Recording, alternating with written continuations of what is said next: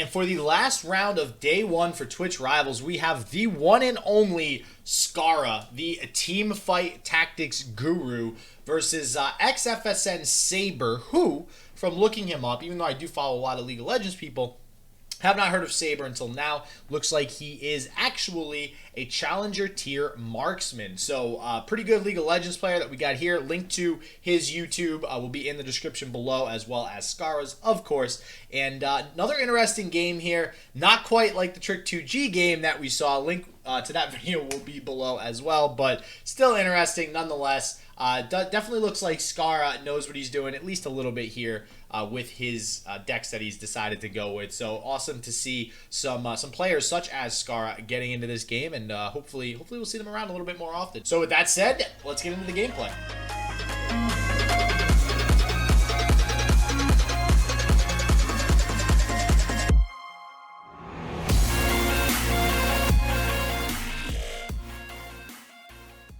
Wow, that was bad.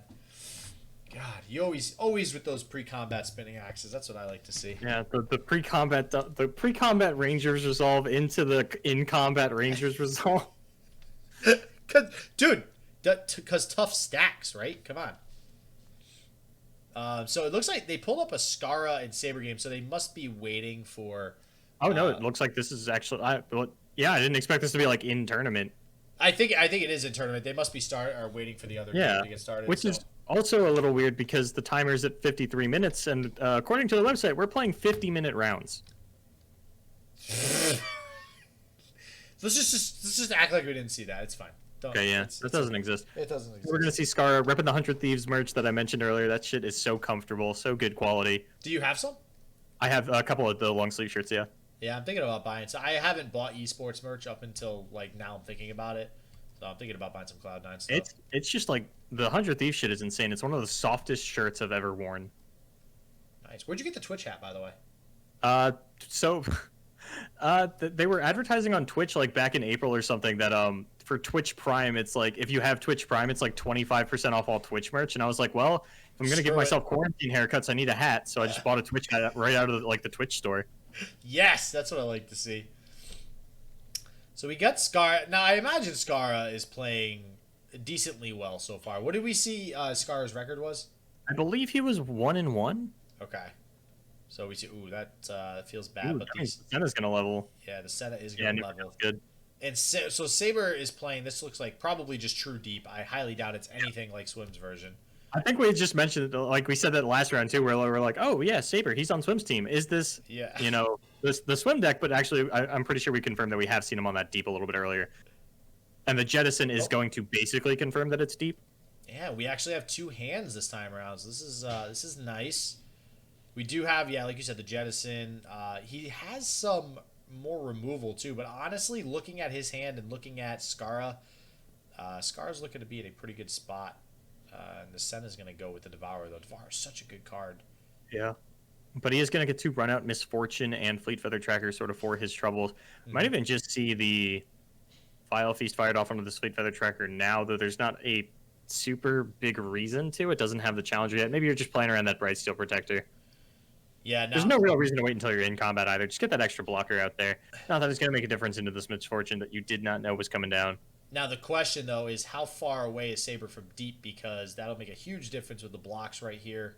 I'm sure we're going to find out right now. And according to this, it is going to be just a little bit too far for that Jettison to get it done. Well. let's slow our roll there. He might not know that it actually works in the middle of combat. So you know what? I'll give you that one. But we did get to see a hover. It is 9 away from deep. Okay. Wow, and this is going to be maybe a Misfortune level up we're going to see soon. But we do see the Grasp of the Undying in Saber's hand. So I imagine next turn, or if not next turn, the next combat turn for Scarra, that's going to be coming down on that Misfortune.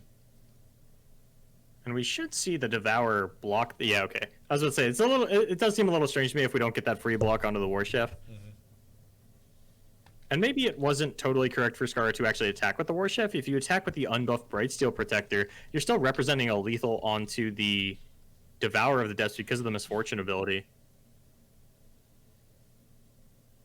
Yeah, this Moose in this situation is so good, and that was a main deck Moose too. So I wonder Yeah. what deck he's running with right now. If it's a deck I'm thinking of, I think it runs one copy of Great Horn Companion. Yeah, that is what we've seen out of these sort of decks in the past. I also just noticed that Scarra is actually running Karina control. Uh, how do you? Oh wow, yeah, Jesus, PNZ and Shadow Isles. That is wow. I have not seen. I think with the tournaments we casted all weekend, we didn't see a single one, did we?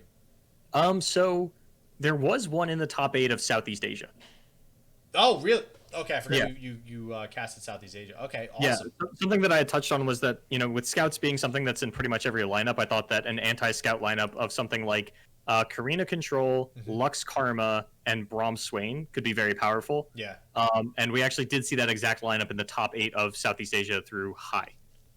It's interesting too. It looks like Saber's actually playing mid-range Frostbite control. If that is what the Freljord Noxus is right there. There are so many Freljord Noxus Yeah. decks right now that I never know how to, because there's still like Swain Sejuani, there's Yeah. Braum Vlad, there's Braum Swain, there's the Frostbite control. There's a ton of them. But what I will say, I don't think we've actually seen a lot of Freljord Noxus paired so far. We saw a little bit. We saw Braum Swain. We saw the Darrowing with Fury of the North instead of. Oh, the okay, Harrowing. that's right. We did see the Darrowing. Okay, yeah. So, like, there's just so many Noxus Freljord decks right now.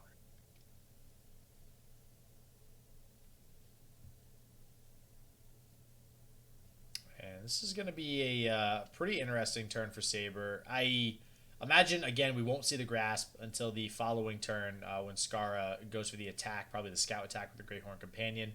So the Shipwreck Hoarder will most likely come down here.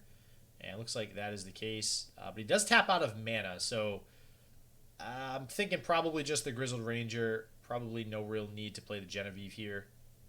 Yeah, you do always prefer to get that buff out onto your own turn. Mm-hmm. And you still have good blocks for your opponent's units if they do decide to go for something like that. Like, I think it's a pretty safe attack from Saber to just throw out this Shipwreck Hoarder. Is going to hold it back, though. And we're going to see the Genevieve now out of Scarra. Hired Gun, not really a punish on the side of Saber. And this does actually, very importantly, take the Misfortune out of Grasp of the Undying range, which means she will level this turn. Yeah, and that's actually pretty big for Scarra, which means she'll remain out of range of the Grasp of the Undying, which feels super, super bad for Saber. He could eventually remove it, I guess, with the Maokai, but this turn is not going to be too pretty for him. I mean, he's probably just dead this turn. Yep.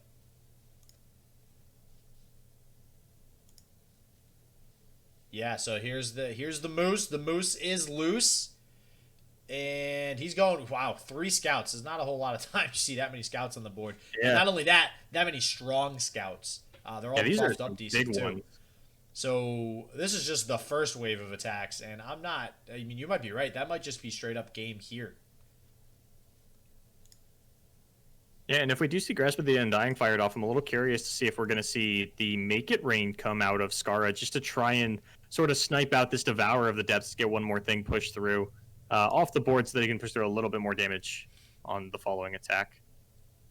But overall, I don't think Scarra is in a position where he can really lose from here. Saber's entire board is going to be taken out by these blocks. The Misfortune is going to level. You probably get to kill her, but if Scarra doesn't fire off the Make It Rain, he's got another Misfortune in hand. Yeah, I don't really see too much that Saber can draw to get out of this. I mean, again, we don't have his deck list, so I'm not positive what he's playing. But, yeah, this is just going to be too far behind for Saber. I think Ruination's his only option, but I also haven't done the math to check if he's actually just dead on this turn. Yeah, this is going to be one... Oh, wait, no. Is he still assigning blockers? All right, no, he just signed them. So 4, 5, and then if he attacks... I mean...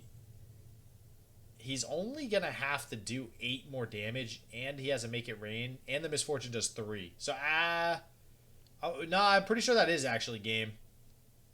Because nothing dies here. Oh, no, sorry, he heals with the Toad. So, oh, he's going to be at 10, 3, so 7. Can he push through 7 with... Yeah, that's game. That's game. Because even... All right, so if he plays the Maokai to block... It's definitely game. If he doesn't play the Maokai and holds enough mana for the Grasp of the Undying, then he actually lives. I think it also depends on whether or not this Make It Rain is fired off to actually kill the Devourer first. Yes, yeah, that's another good point. So if Scarra actually preemptively plays the Make It Rain, okay, well, Which he could do. Yeah, he's going to do it here. now he's gonna do it here. Okay, so then yeah, that's gonna be game. Wow, that is a big board of scouts, man. You do not see that big of a board that often. That's crazy. Not much that Saber can do there. Misfortune level end in the game.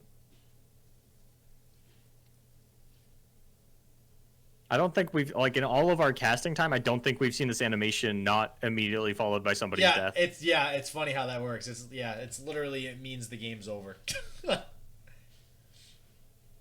Wow. And that means Scarra's going to go up 1-0 against Saber here. And they're both, like we said, they're both 1-1, correct? Yeah, I can't get over this sidebar, though, that's like Block B, Group B, Best of 3, Round 3. Oh, yeah, this thing? Yeah. Oh, no, they had a little graphic for it. Oh, okay. Yeah, and I don't even know, like, does this thing work? It should, yeah, and then it's like got all their Twitches you can follow on any of them. Oh, look at that. It actually something that was kind of funny is that in the EU side of things, there was Solari, and then there was Solari HS as actually just two different players. So, yeah, let's see. So we have Bruised by God. So we didn't end up being able to see BBG. Oh wait, BBG's 0-2. It says. I thought he was 1-1. I thought he was too. No, well there goes that plan, and it still says Trick 2G's 0-1. So never mind, doesn't work. Never mind, we take it all back. This thing does. Oh, look, the graphic on screen doesn't even say that Scarra's up a game. Yeah, Jesus. All right, I like it. We're seeing a Captain Farron in the deck. That's what I like to see. So I actually love the new Captain Farron. Oh yeah. I think that, like, if there was a way to turn this card, like, it has sort of reignited my passion for this long lost, non-existent PZ Noxus control deck. Oh yeah. Yeah. I've been trying to make Swain Vi work for a while, just like in the background, like a mad scientist just experimenting on this deck, and oh boy, do I suck at experimenting. Hey, that's the fun in card games, right? Yeah, I think the old Captain Farron just felt so like so bad. Okay, let me just discard. It basically just said discard your hand. Yeah, basically. Might as well have said that. My biggest claim to fame, my most viewed clip that I have out there on the internet is I lost a game to Swim that made it onto his YouTube channel where he Farroned his entire hand and then killed me with a top deck Get Excited and then immediately removed the Farron from his deck. Oh my god. That's great. I was like, this is it. This is my legacy. He gets a handful of Decimates and he needs a top deck Get Excited to kill me and he finds it. I hate this game. I'm quitting. I'm retiring. That's how I knew I was destined to be a caster. It was at that moment that I knew he fucked up. Oh, man. So, all right, here it is. Here's the moment of truth. Can Saber play the Demolitionist onto the Crimson Disciple?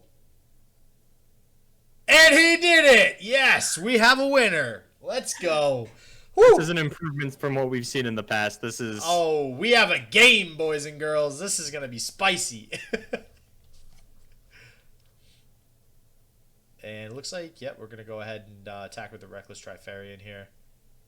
Well, I'm a little curious as to why we didn't want this Trifarian Assessor to try and take out the Disciple. I feel like that is one of sort of the higher priority targets in a deck like this. Yeah, I mean, he might be, I don't know, I guess valuing it a little bit more for the, or what did we decide that Saber's playing? This is just... Braum Swain, I think. Braum Swain? It could be Sejuani Swain still, but Braum Swain is definitely more typical. If he's playing Braum Swain, then I mean, maybe he's valuing it more for the potential Braum trade. Maybe, but now we're just going to see it killed off by this Death Sand on the next turn by Scarra. Yeah. Like, this Braum Swain deck is a deck with so much removal that I don't think you can really play too greedy for this Trifarian, but of course Scarra, a little inexperienced in Runeterra, isn't going to, know all these, like, nuanced situations. Yeah, and especially with the Ravenous Flock, too. I mean, that means essentially his entire field is just going to get cleared. Yeah. So now he's pretty much forced into... I mean, he could play Ash next turn. Likely the Trapper. Just to... I don't know, man. I'm not sold on Trapper. Like, I know Trapper is much better than the original Trapper. But I just feel like basically making one of your draws not happen in lieu of a 1-mana 5/5 seems so bad sometimes. It's so good in a couple of matchups and then so mediocre in some other ones. And I feel like more often than not, I'm running into matchups where it's mediocre. Personally, I've cut the card from the deck on ladder at least, but I definitely understand that, like, if you're going to beat something like Karma Ezreal with this deck, you probably need those 1 mana 5/5s. Oh yeah, so yeah, a deck like that you need the tempo early game, but it's like almost every other matchup. I agree. You know, it just feels kind of bad in a lot of those. So it does look like he goes with the Ash here. So we'll see if you're right and the Death's Hand ends up coming out on this Assessor. I mean, he does have the ability to play the Averrosion Sentry with the Death's Hand, so maybe that's the route he's taking here. Yeah, I was kind of curious to see if we were going to see like a what's it called? No, that wouldn't even really work. I was going to say Fury of the North onto the Disciple, but that's probably just going to get challenged out by the Assessor when the Ash attacks to actually guarantee a kill onto it, so that wouldn't even really work out to take out the Ash. I mean, at this point, he could just hold on to the Death's Hand. I mean, unless he's really worried about a Fury of the North or something on a following turn. Yeah. I think I like firing it off here, though, and it looks like that actually leveled the Swain. Oh, yeah. Yep. I mean, that makes sense. The Disciple Demolitionist combo does represent 5 damage in terms of, like, that Swain level up. I just want to see this Captain Farron come out. Like, I'm eyeing it. I've been eyeing it all game. I want that puppy to hit the field, and I want it to do some damage. You know what you want, and you want to see it, and, you know, it's possible that we see the game...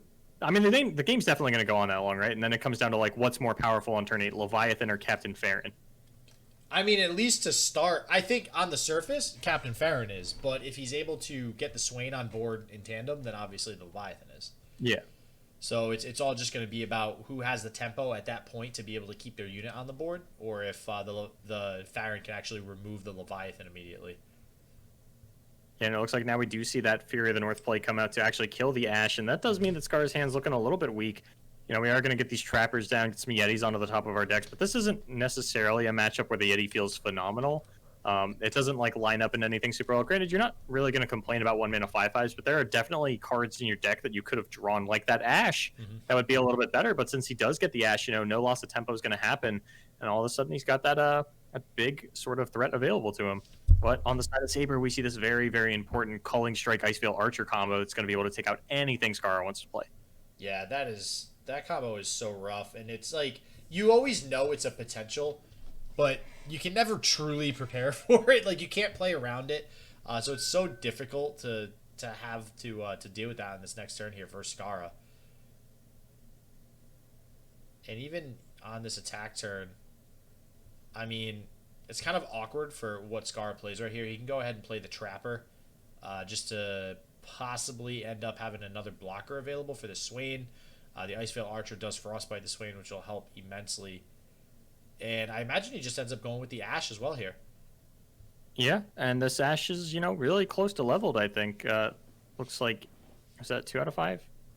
Sounds about right. 2 out of 5 feels close because he has the capability to level it in hand between, you know, the Sejuani, the attack, the Brittle Steel, of course. It does depend on if Saber wants to actually, you know, take that out with the Iceveil and the Culling Strike play. Yeah, if he does, it doesn't look like it's going to happen this turn. And wow, we see another Sejuani come out, so this is interesting now. We might actually be able to kill this Swain here with this Fury of the North, depending on what happens. Actually, this Fury of the North is going to be able to protect the Ash from the Iceveil Archer Culling Strike play. Yep, that too. So, Fury of the North, man. That just goes to show you how versatile it is, too. Like, in that situation, we just talked about 2 plays that completely changed the entire course of the game just with that 1 card. One of which basically negates a 2-card combo. The other of which completely removes a very integral part of Saber's strategy from the field. So, and does more damage because Sejuani has Overwhelm. So, just such an insane card. There are a lot of champion spells that are just undeniably phenomenal for what you want to do, and Fury of the North is definitely one of the biggest ones, I feel. Yeah, as far as champion spells are concerned, it's probably one of the best, if not the best. I'm trying to think of some other champion spells that are up there with it. Mystic Nautilus is Riptide. Nautilus Riptide. Judgment. Ooh, Judgment. Yeah, Judgment's probably usually kind of like Riptide, where it's better as a champion spell. Nobody actually main decks it. Same thing with like Karma's Insight of Ages. Yeah. We were talking about how Insight of Ages is basically like Riptide and ending the game, late game. I think if I had to pick one that's like the best, though, I honestly might go with Heimerdinger's Progress Day.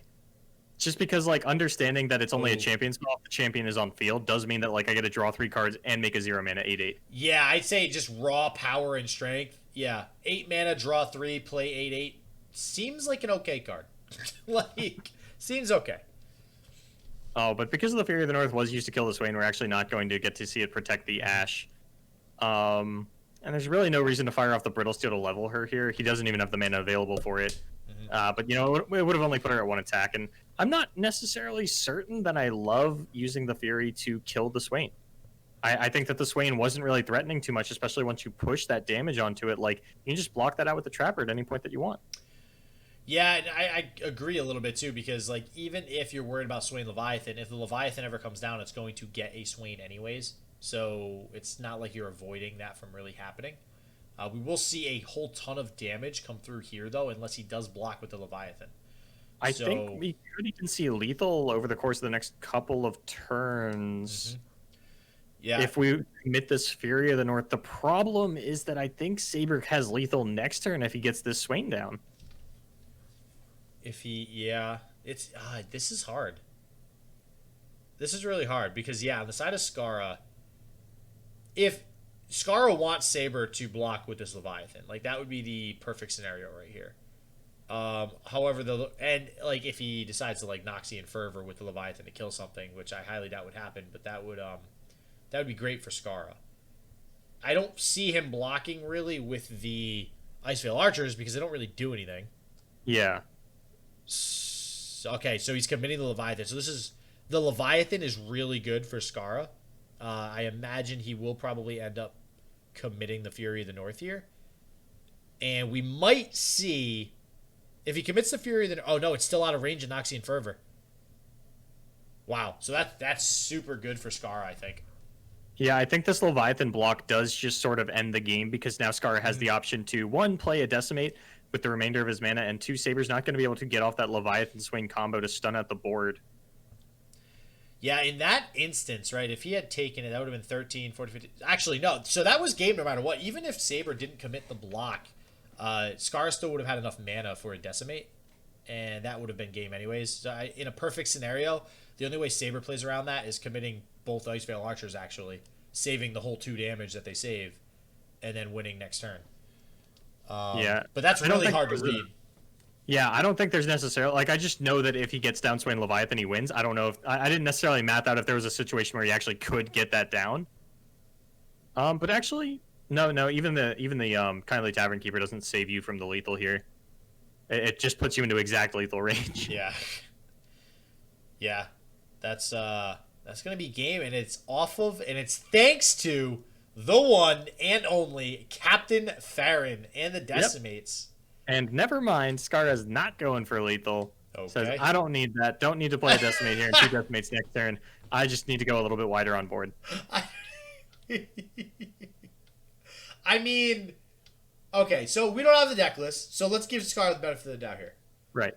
We don't have the deck lists. Yeah. What is he potentially playing around by... Okay, never mind. I was going to say he's saving spell mana, but okay. Never mind. We're getting into the Trick 2G territory again. I think he just understands that, like, there's no way he loses before his attack turn again. He doesn't necessarily need to go for these Decimates because it does, on paper, with, like, no information, it does seem a little bit riskier than just, like, trying to go for the next turn. Another Captain Farron. I vote we play the Captain Farron this turn, and we don't play Decimates. That's my opinion. And we actually do see that, you know, Saber's 4 damage off lethal. Yeah. You know, if Scarra had run out the Decimate next line last turn, and Saber went for something like double Noxian Fervor onto his face using the Swain's 7 HP, and then stuns out 2 units, then he's pushing through a little bit more damage with one of the units that he has left available to him. I still don't think it's lethal. I think he's 1 off, but it does put him in a situation to, like, top deck another Fervor or a Death's Hand for lethal. Or a Leviathan, even. But overall, I think that the way that things have played out, and now that we are at such a simplified game state, there aren't really a lot more decisions to be made. I do think that Scarra's just got this one. The most important decision needs to be made, and that is play the second captain. Yes! Thank you, Scarra! What up? This is what I like to see. All right. This is obviously the only way that the game could have been won. This is actually the only way. So Saber is asking if Fury of the North was in Scarra's deck list. I think not understanding that it was Sejuani's Fury of the North. Yep. So Saber actually showing. So Saber seemed like he had a pretty good grasp on the game, but apparently doesn't totally understand champion spells just yet, or at least like doesn't know what Sejuani's champion spell is, which would be reasonable since he's not playing Sejuani himself. Well, even like when I very first started the game back in beta, it took a second for me to register, and I've played card games forever, for me to register that, like, wait a second, how did he get that card? Oh, that's right. This thing happens when you have two champions. So, because that's a new concept for a lot of card games. It was just funny that like we do get to see that message come out because of the way that the hand is focused. Yep. God, you gotta love to see it. So many different options to win the game right now. Do you just attack? Do you play the 6 decimates in your hand? You know. Yeah, Scarra wanting the style on the man says, look at this 24 damage that I have in my hand. I don't need it.